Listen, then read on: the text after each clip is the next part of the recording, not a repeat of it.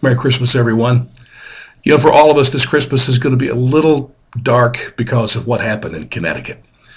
The killing of those innocent kids, 20 of them, is just weighing heavy on all of our hearts.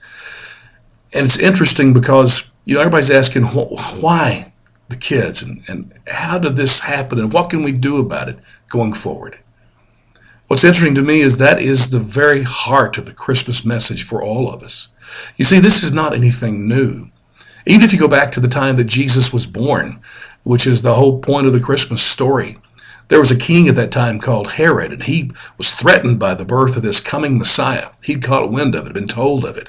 Since he didn't know who the Messiah was or which baby he was going to be, Herod passed a government law, so to speak.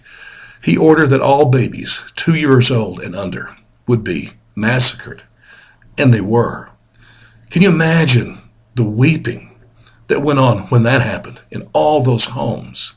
And I would imagine if there were cameras back then, 2,000 years ago, the scene would have been very similar to the parents, the family, and friends of those kids in Connecticut.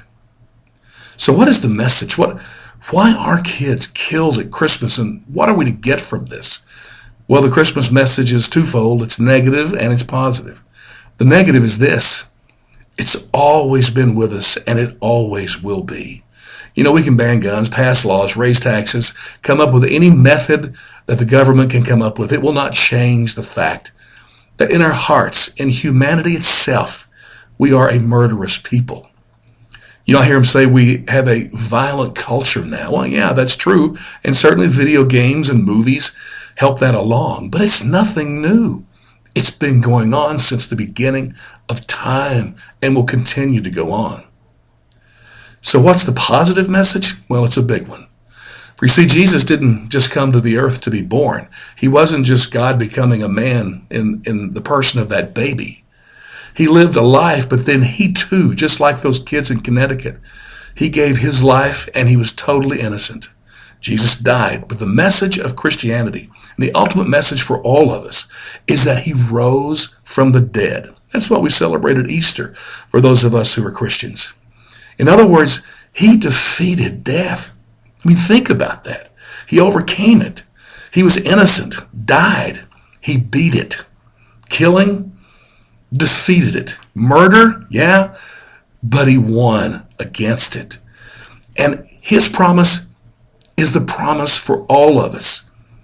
And so the gift of Christmas, his gift to us, is the chance to have the same victory over death. And that comes when we believe in him, when our faith is in him.